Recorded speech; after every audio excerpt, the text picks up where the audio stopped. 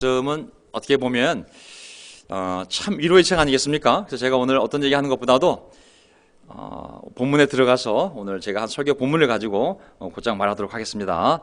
자,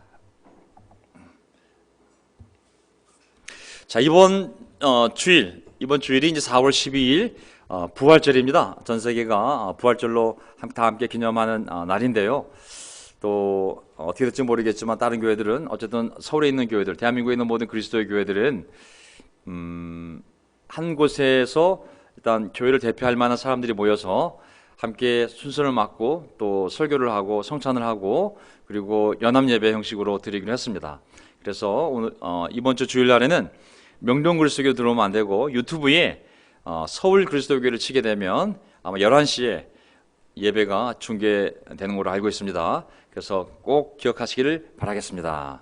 자, 제가 처음부터 한번 준비한 설교를 편하게 준비해 가겠습니다. 아무래도 상황이 또 어렵고 아무리 우리나라만 잘 돼도 전 세계가 어려워지면 또 어려운 거기 때문에 이 어려운 상황 속에서 우리는 또 어떠한 위로를 받으며 힘을 내며 살아야 될지 생각하다가 요한계시록 말씀을 함께 우리가 보면 어떨까라는 생각이 들었습니다.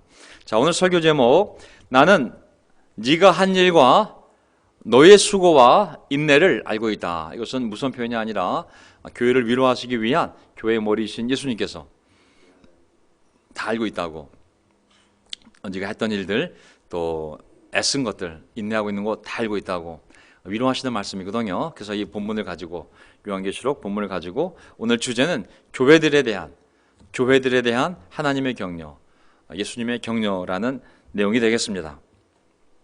자, 오늘 요점은요, 그 격려의 내용을 보게 되면 우리가 요한계시록의 배경을 어느 정도 아시는 분도 계시겠지만 정말 어려운 상황이잖아요. 정말 로마 제국 하에서 상상을 초월하는 예수님을 주님이라고 고백하는 순간 끌려가 모진 고문 끝에 죽임을 당할 수 있는 그런 처참한 신앙을 지킨다는 것이 목숨을 걸어야 되는 그러한 극심한 상황 속에서 교회들에게 격려와 위로를 주면서 끝까지 믿음을 지키라고, 반드시 이것은 하나님이 승리할 것이고 눈에 보이는 이 모든 악한 것과 이 땅의 권세는 결국은 마귀와 함께 다 사라질 거라고, 반드시 하나님이 승리할 것이고 반드시 신앙을 지킨 사람들은 하나님이 반드시 그 승리자들과 함께, 이긴 자들과 함께 천국에서 영원히 나랑 함께 살 거라고, 그 위로의 메시지거든요, 사실.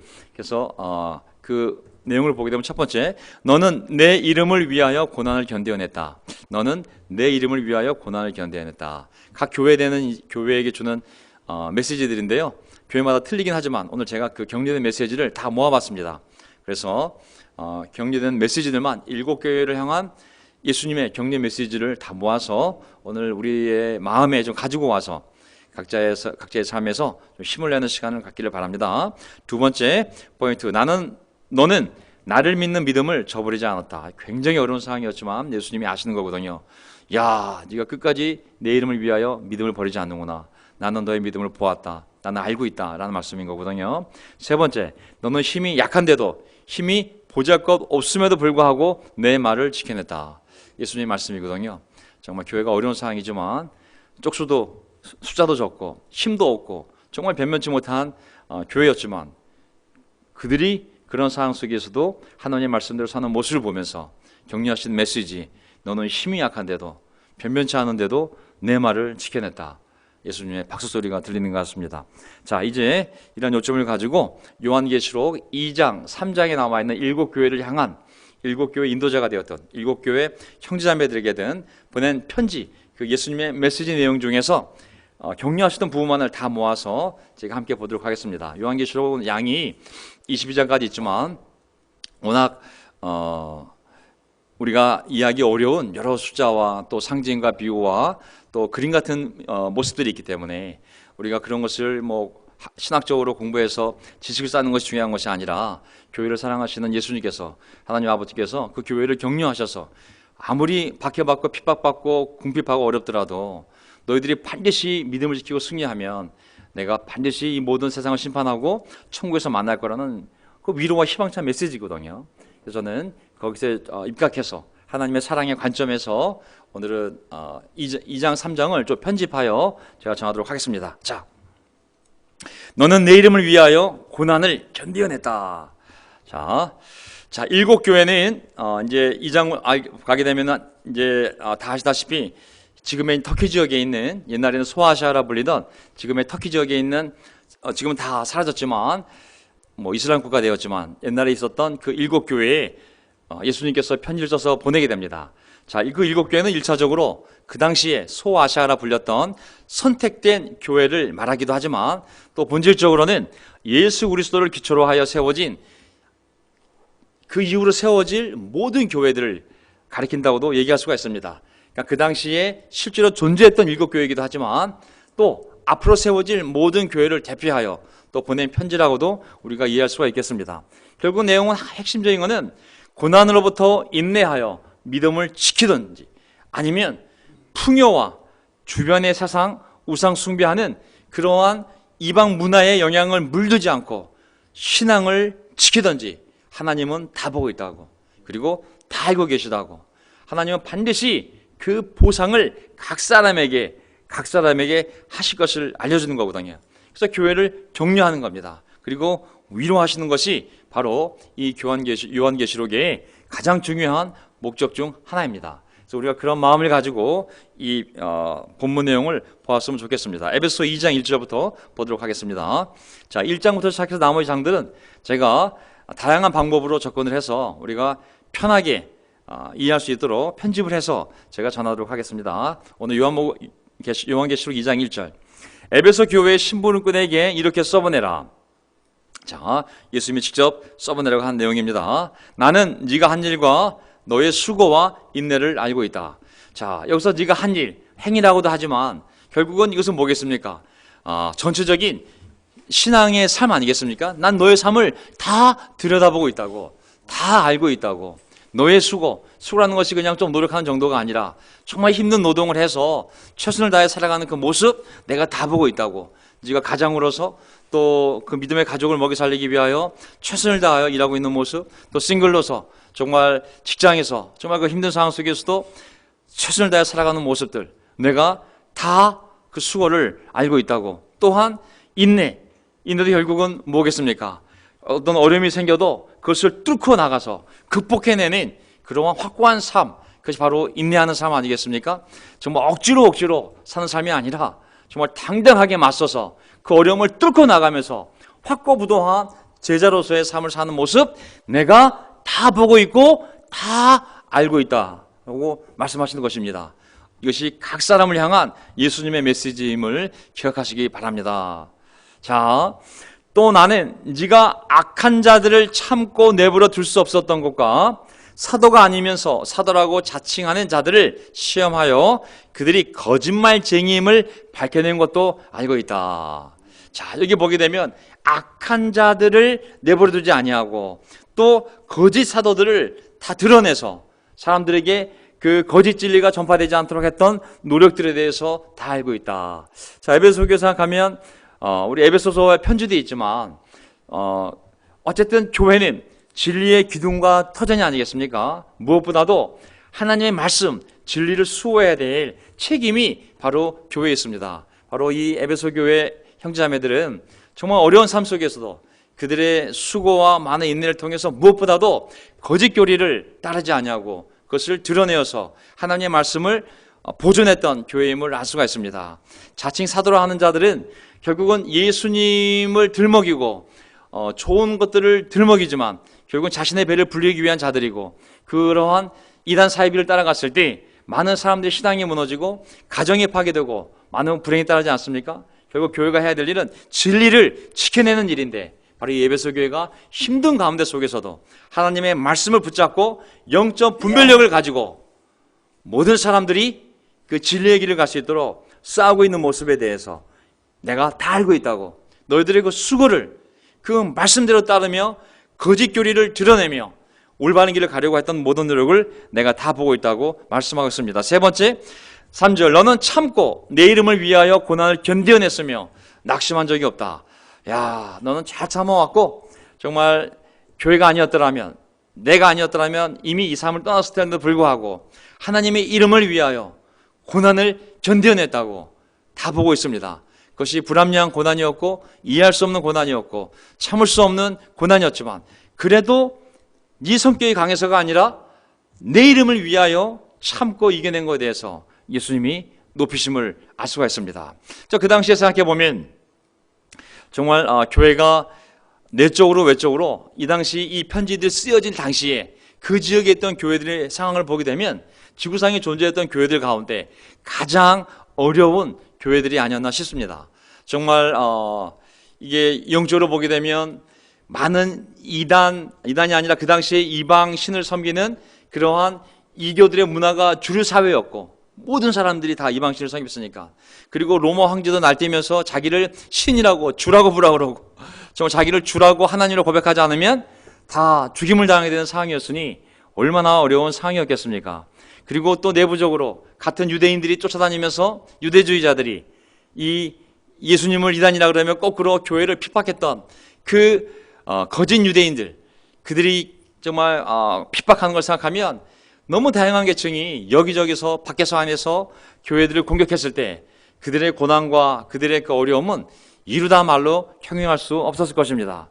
하지만 그들은 예수님의 이름을 붙잡았고 자신들의 신앙을 굳게 지켰기에 바로 예수님은 직접 편지를 써서 보내서 내가 다 알고 있다고 격려해 주는 모습을 볼 수가 있습니다. 자, 여러분, 하나님이 다 보고 계십니다. 아멘.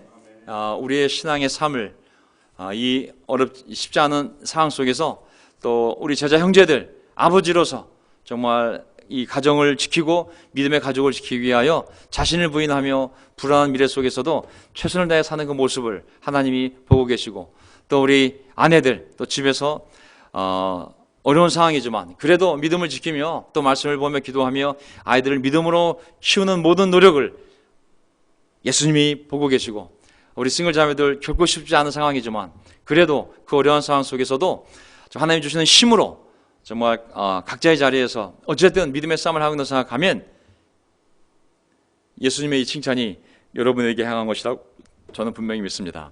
자, 이제 서머나 교회, 두 번째 서머나 교회도 또 이 글을 써서 보내는데, 서머나 교회의 신부님꾼에게 이렇게 써보내라. 어머나 교회 아닙니다. 서머나 교회. 자, 9절. 나는 네가 당한 환난과 궁핍을 알고 있다. 그런데 사실 너는 부유하다. 다 알고 있지 않습니까? 네가 당한 환난과 궁핍을 알고 있다. 우리가 환난 그러니까 잘 와닿지가 않는데, 환난이라는 단어의 그 뜻을 사전을 찾아보면 정말 무거운 것이 눌러내려서 부서지는다는 느낌, 정말 어떤 엄청난 것이 위에서 짓눌려가지고 몸이 좀 으깨지는 느낌, 그러한 고통이 수반되는 어려운 시간이 바로 환난이라는 단어의 의미입니다. 또 그렇기 때문에 궁핍이라는 의미도 조금 뭐가 결핍됐어요. 니즈? 어떤 게 좀 필요해요. 그러한 마스크가 없어요. 뭐가 없어요. 이런 물질적인 빈곤이 아니라 그들이 신앙을 지켜야 했기 때문에 그 당시 주류 사회를 경지를 쥐고 있던 사람들이 전부 잘 사는 이방 사람들 아니겠습니까? 결국은 신앙을 지키기 위해서 그들로부터 왕따를 당하고 경제적인 핍박을 당했을 때 얼마나 그 경제적인 어려움이 몰려왔는지 그 단어를 표현하는 것이 궁핍인 것이거든요. 그러니 그들이 정말 영적으로도 고통을 당하고 경제적으로도 그런 고통을 당했을 때 정말 얼마나 상황이 어려웠을까요? 하지만 예수님께서는 내가 다 보고 있고 다 알고 있고 그 재정 상황도 알고 있고 얼마나 그 마음이 쉽지 않은지, 하루하루 그 생존을 위해 살아가는 그 모습이 내가 다 지켜보고 있다고 말씀하신 것입니다. 하지만 여기 놀라운 사실은, 그런데 사실 너는 부유하다. 부유하다는 것이 부자란 말이잖아요. 비록 세상의 관점으로 보면 그렇게 환난과 궁핍의 차이지만 하나님의 눈으로 보면, 또 영적으로 보게 되면 너희는 그 누구보다도 그 내적인 삶에서는 그 누구보다도 깨끗하고 풍요로운 평화의 삶을 살고 있지 않냐고, 그렇게 거꾸로 영적 기준으로 말씀하고 계십니다. 또 보면 그 다음 구절에 자칭 유대 사람이라는 자들에게서 네가 비방을 당하는 것도 난 알고 있다. 자칭 유대 사람이라는 자들에게서 네가 비방을 당하는 것도 나는 알고 있다. 그러나 사실 그들은 유대 사람이 아니라 사탄의 무리이다. 이 배경을 보게 되면 누군가가 하여간 로마 제국하에서 정말 이 믿음을 지키는 것도 이렇게 고통스럽고 힘든데 같은 핏줄을 나는 유대인이라는 사람들이 쫓아다니면서 더 악랄하게 더 고통을 주며 예수를 믿는다고 핍박했을 때에 그러면서 온갖 더러운 비방으로 그들이 사회생활을 못하도록 정말 악한 누명과 굴레를 씌우려고 했을 때 정말 그들이 의지할 데가 없잖아요. 이방인은 이방인들을 핍박을 하고 동족이란 유대인들은 유대인으로서 더 유대교로서 핍박을 할 때 그때 뭐라고 말씀하셨냐면 비방을 당해도 사실 그들은 유대인이 아니라 사탄의 무리라고. 그들 뒤에는 속이는 영이 사탄이 그들을 속여서 그들이 하나님을 사랑한다고 생각하지만 거꾸로 하나님과 대적하며 너희들을 그렇게 대적하는 거라고. 오히려 우리 크리스천들을 위로하는 말씀입니다.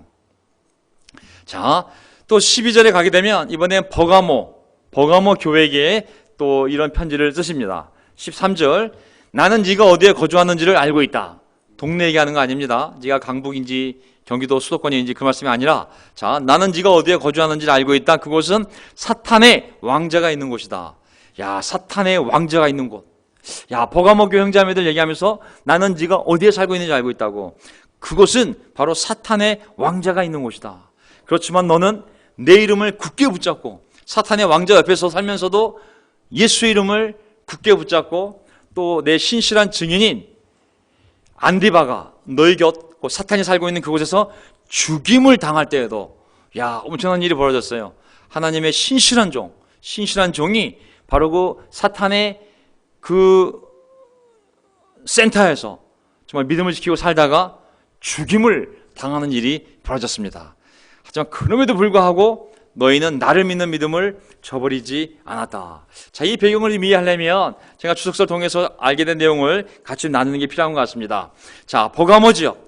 버가모는 그 지역을 보게 되면 도시가 황제 숭배, 제가 말씀드렸죠. 누가 주님인지를 우리가 목숨을 걸고 사람들 앞에 고백을 해야 되는 거죠. 황제가 주님이요 하나님이라고 고백해야 하는 이 문화 속에서 황제가 약간 맛이 갔잖아요. 사람이 돌아버리면 자기가 신으로 착각하잖아요. 그래서 모든 백성들에게 고백을 명령했잖아요. 내가 황제인데 내가 곧 너희들 주님이요 신이라고 나에게 제사드리고 고백하라고. 하지 않으면 죽임을 당하는 거잖아요. 그러한 황제 숭배와 또 그 당시에 많은 우상 숭배의 중심지가 바로 버가모였기 때문에 그런 버가모에 살면서 예수 그리스도에 대한 신앙, 예수가 나의 주님이요 나의 하나님이라는 신앙을 지킨다는 것은 엄청난 고난을 의미한 것이었던 것이죠. 왜? 사탄의 왕자가 사는 것이요 이방신과 이방신 숭배와 황제 숭배의 중심지에서, 그래서 그곳에서 많은 순교가 일어났다고 합니다.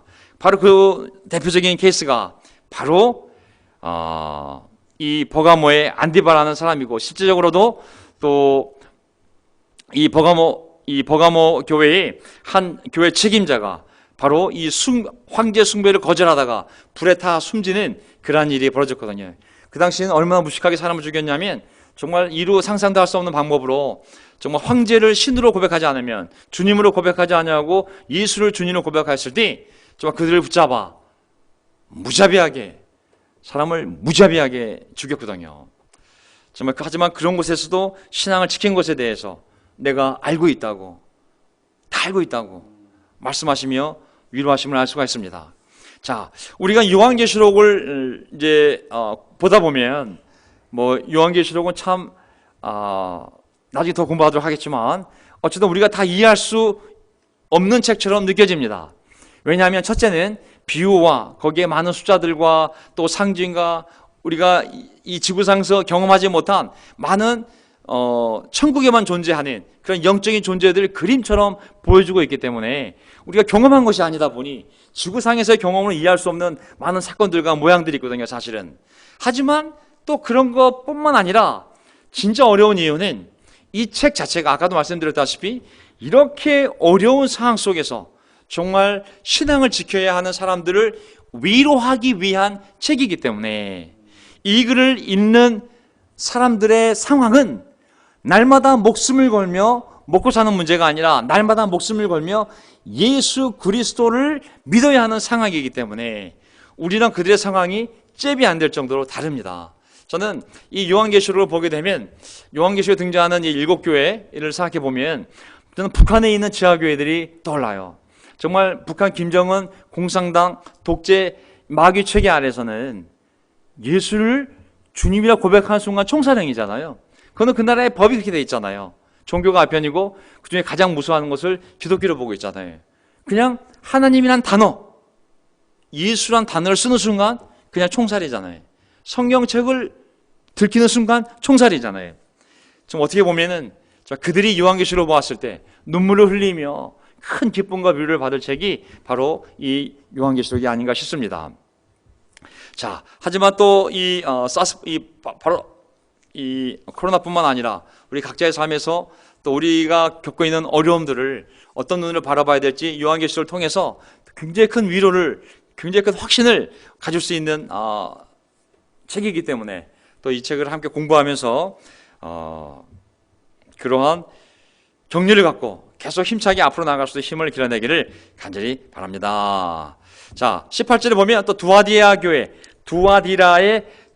교회에 보내는 또 편지가 있습니다. 자, 여기 보게 되면 예수님이 이제 각 교회에 보내실 때 편지를 써보내라. 나는 누구다라고 자신을 이제 묘사하는 글이 나오는데 다 틀립니다. 7교회 모두 다 다르게 이제 묘사하시는데 두아교회는 뭐라고 예수님이 자기 자신을 묘사하셨냐면 그 눈이 불꽃과 같고 그 발이 놋새와 같으신 분, 곧 하나님의 아들이 이렇게 말씀하신다. 19절 나는 너의 행위와 너의 사랑과 믿음과 섬김과 오래 참음을 알고 또 너의 나중 행위가 처음 행위보다 더 훌륭하다는 것을 안다. 아멘. 야, 이거 정말 보기 드문 표현이 나왔습니다. 물론 행위란 것은 그냥 어떤 행동을 했냐 안 했냐가 아니라 그 사람이 신앙을 갖고 살고 있는 삶의 모습, 포괄적인 전체 모습 내가 알고 있다고. 너의 사랑, 너의 믿음, 너의 섬김, 어려운 가운데 속에서도 오래 참아왔던 거 다 알고 있다고. 근데 이 마지막 구절 보세요. 너의 나중 행위가 처음 행위보다 더 훌륭하다는 것을 안다.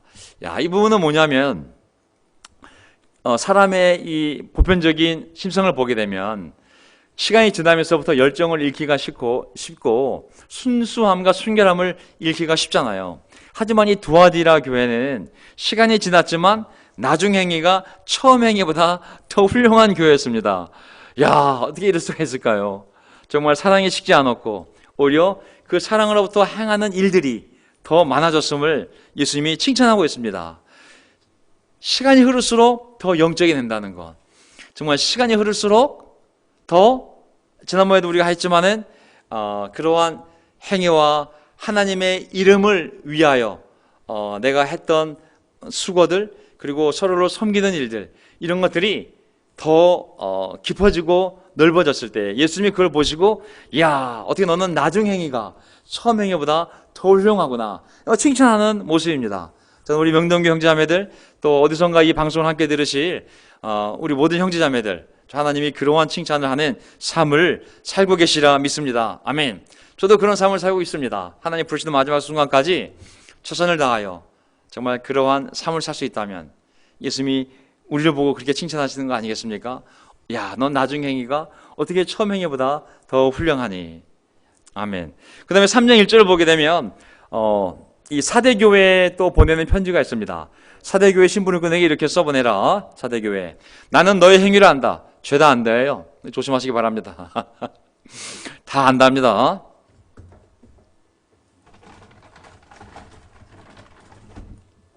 물을 많이 먹고 올라왔는데 물 한 잔 마시겠습니다.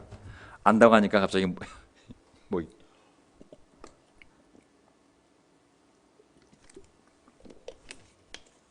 네.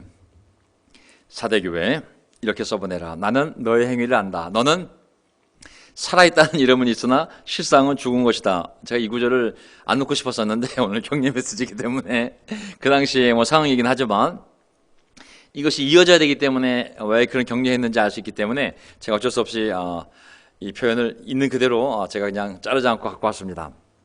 자, 나는 너의 행위를 안다.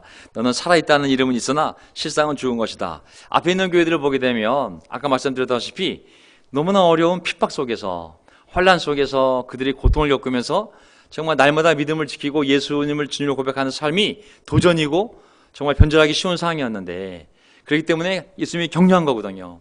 다 알고 있으니 정말 너희들의 인내, 수고, 사랑, 섬김 다 알고 있다고, 계속 그 길을 가라고, 너희가 이기는 자가 되어야 된다고, 절대로 숙이고 포기하지 말라고, 그것을 이겨내는 자, 승리하는 자가 되라고, 내가 반드시 이기는 자에게 내가 선물을 주겠다고, 보상하겠다고, 그 격려하는 메시지잖아요. 근데 이 뒷부분에 오게 되면 이제 교회들이 너무 힘들어서 신앙이 흔들리는 것이 아니라 이제 너무 편안해져서 풍요로움 속에서 신앙이 타협되어지고 흔들리는 것에 대해서 예수님이 이제 도전을 주는 부분도 있고, 하지만 그럼에도 불구하고 잘 지내는 사람들한테 격려하는 메시지가 있거든요. 저는 이제 그래서 여기 보면은 야, 너 살아있다는 이름이 있으나 실상은 죽은 것이다. 제가 이거를 이제 설명한다면 이 사대교회에 대한 추석적인 배경을 보게 되면 이 사대교회도 굉장히 상업적으로 번창한 도시라고 나와 있습니다. 아주 여러 가지 하여간 유명한 산물이 있어서 사치와 부의 도시로 전락하였고, 무역이 발달한 옛날 도시들 보면 다 문제가 있을 수밖에 없거든요. 당연히 물질적으로는 풍요로웠고 내적으로는 피폐해짐으로 말미암아 그냥 그 사회 전체가 부도덕한 모습이 그 당시 그 도시의 주류 문화가 되었던 것인데, 뭐든지 그 도시의 주류 문화가 되면 교회에 당연히 침투할 수밖에 없습니다. 왜? 교회는 우주에 떠 있는 것이 아니라 교회랑 유기적으로 연결되어 있기 때문에, 그 속에서 먹고 자기 때문에 당연히 영향을 받을 수밖에 없는 것이죠. 그래서 그 도시의 특징이 뭐냐면 참 재미난데, 군사적으로도 보더라면, 경제적으로도 잘 살았지만 군사적으로 보더라면 그 도시 전체의 그 성체가 한쪽만을 제외하고는 전부 암벽으로 되어 있어서 왜군이 들어올래야 들어오기 어려운 난공불락의 섬이었기 때문에 그들의 삶이 야, 우리를 쳐들어올 적군도 없어, 우리는 이렇게 풍요롭지, 그러다 보니 안일한 생활을 영위하게 되었고, 바로 그 안일함 때문에 그 사실은 사대 그 지역이 두 번이나 정복을 당한 적도 있다고 합니다. 하지만 여기 보시게 되면 이제 야, 너희들 다 죽은 것 같다, 너무 편안해서 어떻게 교회가 그렇게 됐냐라고 이제 도전을 주시는 모습인데, 자, 그러나 사대에는 자기 옷을 더럽히지 않은 사람 몇이 있다. 그러나 사대 안에는 자기 옷을 더럽히지 않은 사람 몇이 있다. 그 옷을 더럽히지 않은 사람이 몇이 있다. 그들은 흰 옷을 입고, 요한계시록 보면 흰 옷이 많이 나옵니다. 장로들도 흰 옷을 입고 있고, 또 흰 옷을 거기 나오는 14만 4천 명의 옷도 흰 옷이고, 거기 등장하는 대부분의 순교자들도 다 흰 옷을 입고 있고, 다 흰 옷이거든요. 흰 옷을 입고 나와 함께 다닐 것인데 그들은 그럴 자격이 있기 때문이다. 흰 옷을 입고 있다. 나와 함께 다닐 것이다. 그들은 그럴 자격이 있기 때문이다. 여기 보게 되면 교회 전체적으로는 그런 풍요로움 속에서 그 주류 문화에 흡수당해 영향을 받아 그런 타협이 이루어지면서 신앙의 생명력을 많이 잃었지만, 그럼에도 그 가운데 어떤 사람들은, 어떤 교회는, 많은 교회들이 그렇다면 어떤 교회들은 끝까지 신앙을 지키면서 영적으로 살아있는 교회들이 있죠. 그런 사람들은 흰 옷, 자기 옷을 더럽히지 않은 사람들이요, 흰 옷을 입고 예수님과 함께 다닐 것이라고. 자, 이것이 무슨 의미인지를 한번 생각해 보도록 하겠습니다. 자, 그 당시에 사대라는 교회 안에서 소수로 볼 수도 있지만, 오늘날 우리 사회로 확대 해석한다면 수천 개, 수만 개, 수십만 개의 기독교 공동체가 있지만, 어떤 공동체는 그렇게 물들 수도 있고, 또 어떤 공동체는 또 전체 멤버들이 합심하여 정말 한마음으로 자기 옷을 더럽히지 않은, 그리고 정말 깨끗한 흰 옷을 입고 예수님과 동행하는 많은 공동체도 있지 않겠습니까? 그래서 저는 이 교회가 또 그런 교회 중에 하나의 교회로 살아갔으면 너무 좋겠습니다. 신앙이 생명력을 잃어버리면, 순결을 잃어버리게 되면 생명력을 잃어버리게 되거든요. 생명을 잃어버리게 되면 경건의 모양은 있지만 거기서 하나님이 일으키는 놀라운 신앙의 힘이, 기적이 일어나지 않거든요, 사실은. 그래서 어쨌든 이 사대교회에서 이 상황 속에서 이 흰옷, 자기 옷을 더럽히지 않은 사람이 있다. 그들은 흰옷을 입고 나와 함께 다닐 거라고. 흰옷을 입는다는 표현을 제가 한번 정리해 보았는데요. 자, 흰옷을 입는다. 신천지도 그렇고 대부분 이단 종교도 보게 되면 요한계시록 가지고 파생된 이단 사이비들을 보게 되면 멤버들 다 흰 옷 입힙니다.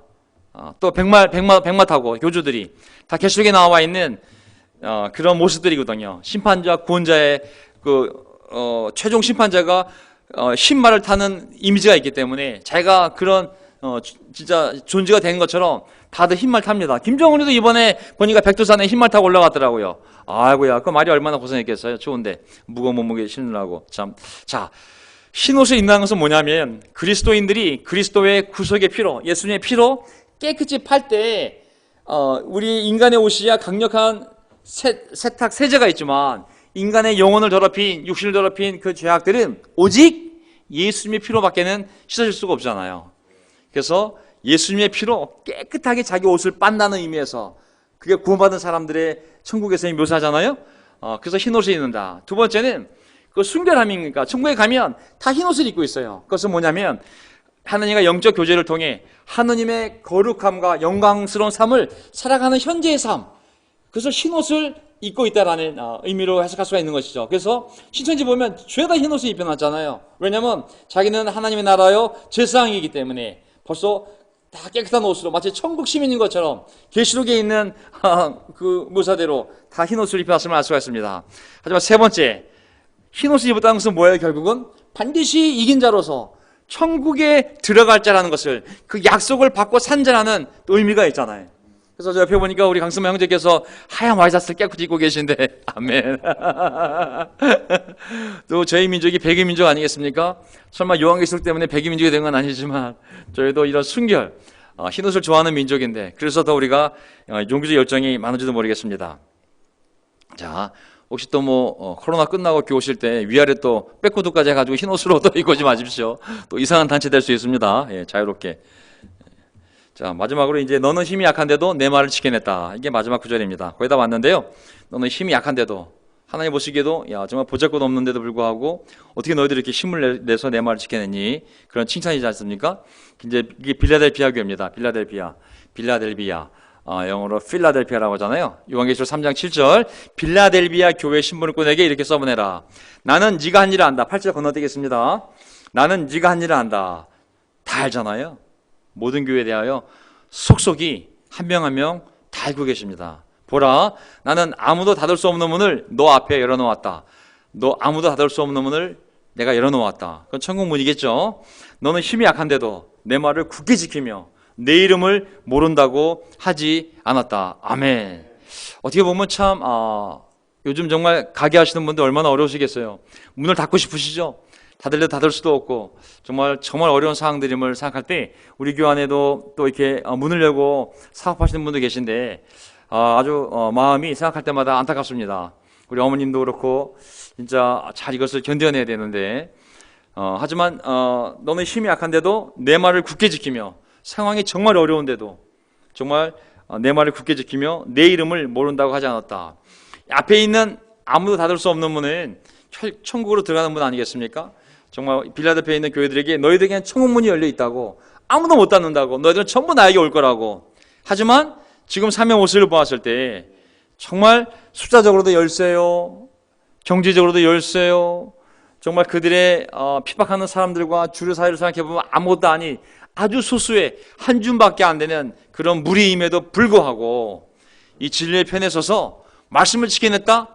이야, 정말 예수님 보시기에 대단하다 너희들. 내가 봐도 정말 대단하다. 정말 이 어려운, 이 믿지도 않는, 이 포악한, 이 무서운 무리들 가운데 너희들이 살면서도 야, 어떻게 너희가 그 적은 수로, 그 변변치 않은 그 숫자로 신앙을 지키며 내 이름을 모른다고 하지 않으며 살아가는 모습을 보니 예수님도 감동을 받으셨는데, 야, 칭찬하는 모습입니다. 너는 힘이 약한데도 내 말을 굳게 지키며 나를 모른다고 하지 않고 있다고. 정말 우리 형제자매들 다들 어려운 상황 속이지만 다들 이러한 신앙의 자세로 어디선가 열심히 살아가시는 줄 믿습니다. 저는 10절, 인내하라는 내 말을 네가 지켰으니 온 세상에 닥쳐올 시험을 받을 때에 나도 너를 지켜주겠다. 시험은 땅 위에 있는 사람들을 시험하려고 닥치는 것이다. 자, 온 세상에 닥쳐올 시험을 받을 때 결국 땅 위에 사는 사람들을 시험하려고, 크리스찬들을 시험하려는 것이 아니라 안 믿는 자들을 시험하려고, 고통을 주려고 오는 그런 시험인데, 바로 그때 나는 너희들을 다 지켜줄 거라고. 왜? 그렇게 어려운 가운데 속에서도, 변변치 않은 상태 속에서도 내 말을 지키며 내 이름을 부인하지 않았기 때문에. 자, 그 당시에 보게 되면, 다시 한번 정리합니다. 요한계시록에 있는 이 모든 편지들, 7교회 보낸 편지들을 정리해 보면, 교회들이 정말 극심한 핍박과 그런 경제적인 고난으로부터, 고통으로부터 인내하여 믿음을 지켜내든지 이겨내야 됩니다. 아니면 풍요와 주변에 그런 우상을 숭배하는 주류 문화의 영향에 물들지 않고, 타협하지 않고, 풍요로움에 물들지 않고 신앙을 지켜내든지 이기는 자가 되어야 되는 거거든요. 하나님은 그 모든 수고와 인내, 싸움, 아픔, 실망, 어려움 다 보고 있고 다 알고 있다고 말씀하십니다. 하지만 내가 반드시 보상할 것이라고. 이 땅에서도 또 오는 세상에서도 내가 반드시 보상할 것이라고. 그리고 반드시 그 신앙을 지킬 때 내가 너희와 함께하며 이겨낼 수 있는 힘을 너에게 줄 것이며, 반드시 천국에서 나와 함께, 나중에 이제 다음 시간에 보게 되면 7교회가 신앙을 지켜냈을 때 지켜낸 사람들에게 어떤 축복을 주는지를 다 모아보면 또 놀라운 미래의 우리의 모습이 나오거든요. 그래서 저는 이러한 말들을 통하여 우리가 어떤 어려운 상황이 있든지 간에 믿음을 지키며 우리가 함께 확고한 마음을 가지고 나아갔으면 좋겠습니다. 저는 지난 시간에 주일날 우리 영혼의 안전하고 확고한 닻이 뭐냐면 바로 소망을 하겠습니다. 소망은 그냥 wish, 그냥 바라는 게 아닙니다. 다음에 정말 이렇게 되면 좋은데, 다음에 이게 생기면 좋은데, 뭐 안 되면 말고, 그것은 희망이 될 수가 없습니다. 그런 닻이 어디 있습니까? 아니, 그런 닻이라면 배를 어떻게 지탱할 수가 있겠어요?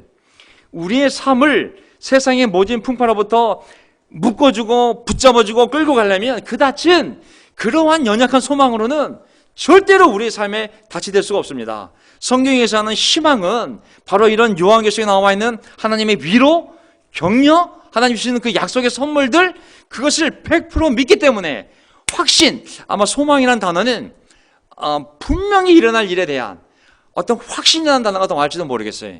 그것을 갖고 있을 때 그것이 바로 가장 안전하고 확고한 우리 영혼의 닻이 되는 것이고, 그리고 이 어려운 세상 속에서도 어떠한 세상의 영향과 또 고난과 두려움과 그런 것이 온다 할지라도 우리 마음의 중심을 지키며 계속 하나님을 바라보고 갈 수 있는 힘이 되지 않을까 싶습니다. 수고한 형제자매 여러분, 하나님이 모든 것을 알고 계시니 우리 그분께 나아가 고백하며 그분의 손을 잡고 또 한 주 힘차게 살다가 부활절 예배 때 인터넷으로 보시고, 그리고 또 다음 주에 사랑하는 형제자매들 다시 뵙도록 하겠습니다.